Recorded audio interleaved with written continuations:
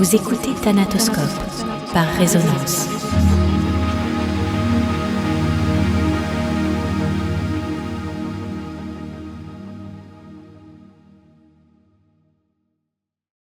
Il existait un canard parlant. D'apparence peu remarquable, sans sa capacité à parler, tous l'auraient pris pour un canard parfaitement normal. Il avait toutefois l'extraordinaire capacité de prédire l'avenir. Un canard parlant, prophète donc. Les règles du canard étaient simples. Il était possible de lui poser une question sur le futur, une seule, et il y répondrait. Après cela, il se remettait à cancaner jusqu'à ce qu'une autre personne qui ne l'avait encore jamais approché lui pose une nouvelle question, et ainsi de suite.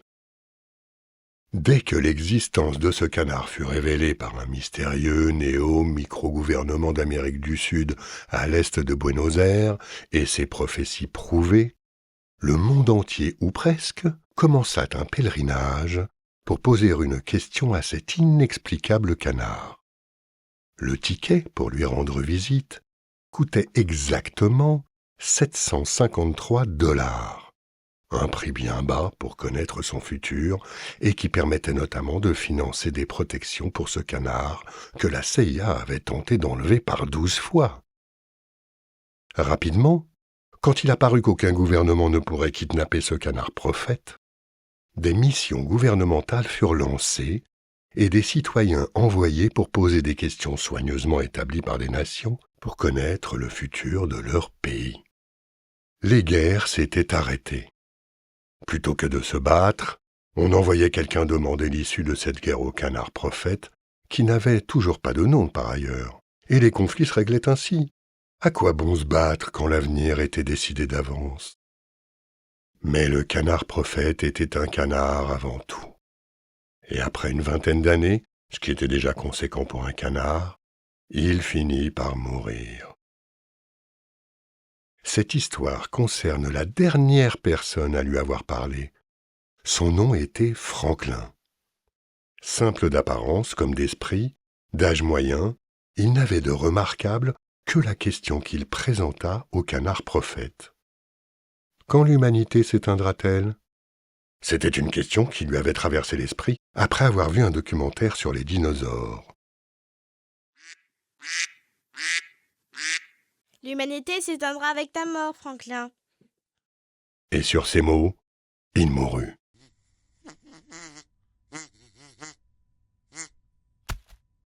Laissant le monde entier sans possibilité de lui demander d'expliciter ses propos, et sans héritier clairvoyant, malgré les multiples et vaines tentatives de lui présenter des cannes à son goût.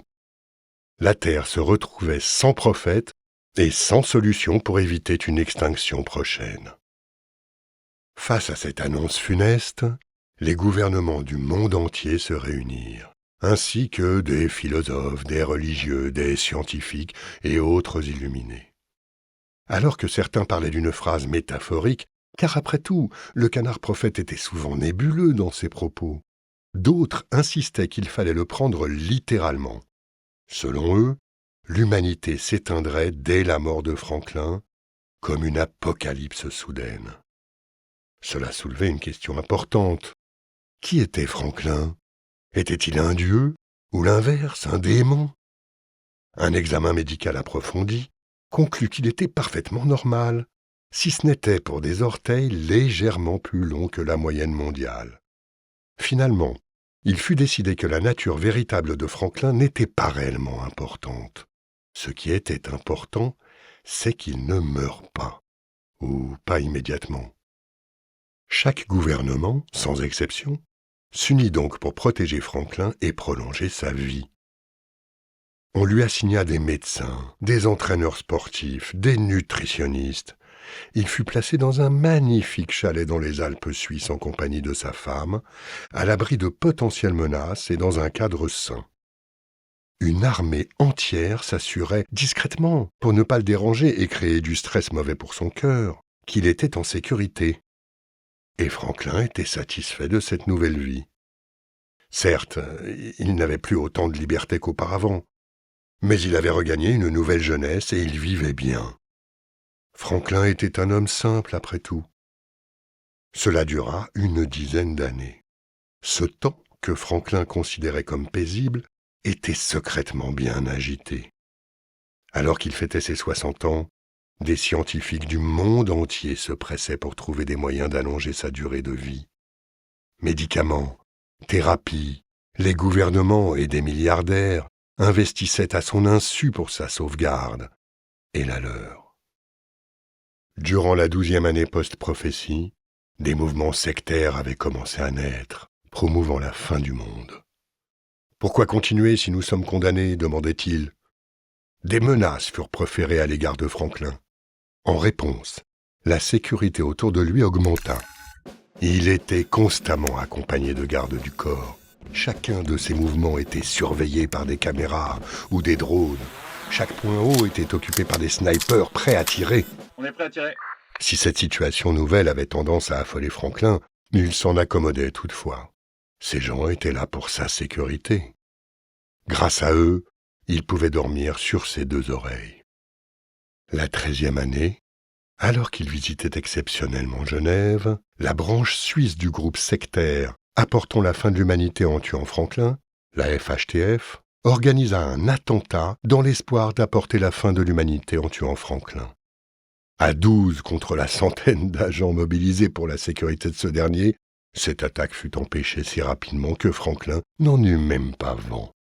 Toutefois, cette menace nouvelle inquiéta grandement les différentes nations qui renforcèrent encore une fois la sécurité autour de lui. Elles refusaient de risquer l'avenir de l'humanité. Franklin fut donc transporté dans un territoire top secret, à haute sécurité. Si ses conditions matérielles étaient encore confortables et qu'il avait encore accès à l'extérieur, sous forme d'un petit jardin de 10 mètres sur 10 au gazon artificiel, il était nettement moins ravi de sa situation. Il avait également été séparé de sa femme par crainte qu'elle soit une espionne ou un agent de la FHTF.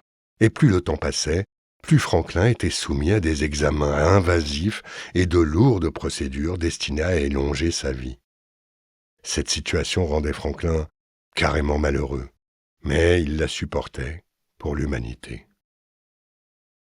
Malgré toutes ces précautions, malgré tous ces soins, Franklin ne put échapper à sa fragilité humaine. Il fut diagnostiqué avec un cancer des os.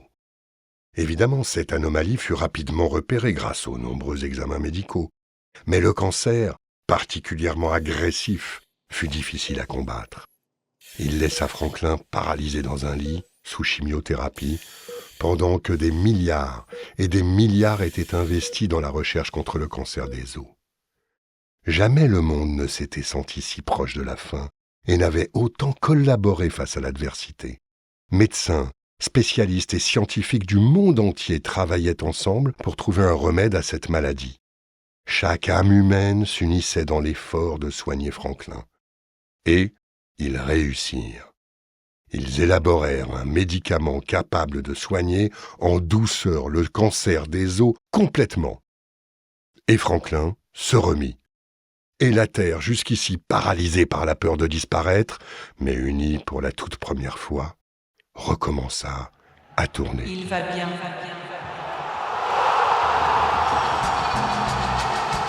Un instant, la vie redevint douce pour Franklin. Mais cette frayeur provoqua de nouveaux débats dans la communauté internationale. La fin du monde avait été dangereusement proche, et on se demandait s'il existait un moyen de définitivement la repousser. Il fallait donc empêcher que Franklin meure.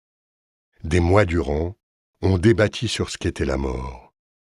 Un corps vivant sans conscience était-il considéré comme mort? Et inversement, une conscience sans corps était-elle en vie? Encore une fois, et cela a commencé à faire beaucoup, religieux, scientifiques et philosophes se disputaient pour déterminer qui avait raison. Une conclusion fut atteinte.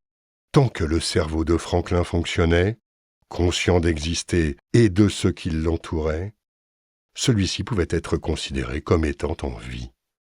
C'est alors que débuta la mission de rendre Franklin immortel. L'immortalité n'était pas exactement confortable. Le corps de Franklin ayant prouvé sa fragilité, on le lui retira. On ne conserva que son cerveau, ses yeux et son système nerveux qui furent placés dans un liquide électrico-stimulant devant un écran de télévision.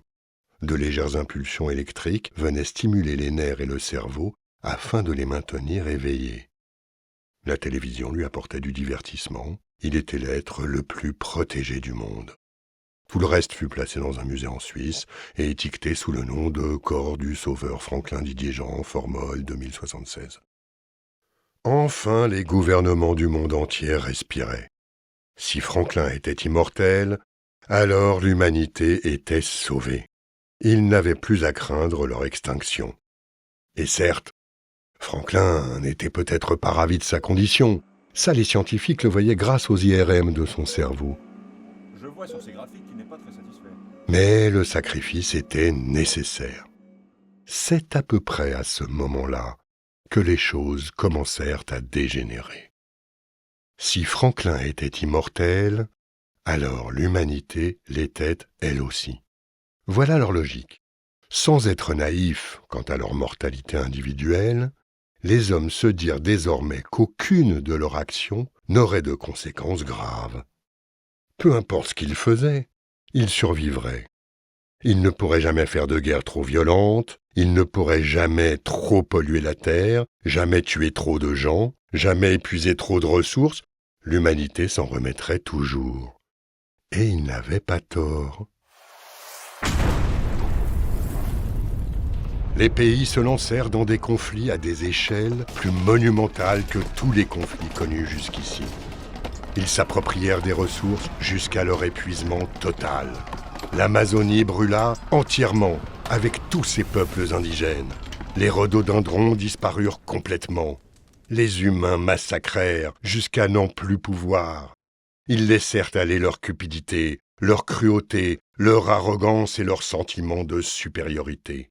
Toujours en évitant soigneusement le lieu où Franklin était conservé. Et l'humanité survivait encore et encore. Trébuchante, elle se relevait à peine d'une guerre qu'on lui infligeait une famine. C'était un cercle sans fin. Mais l'humanité survivait. C'était le plus important, n'est-ce pas?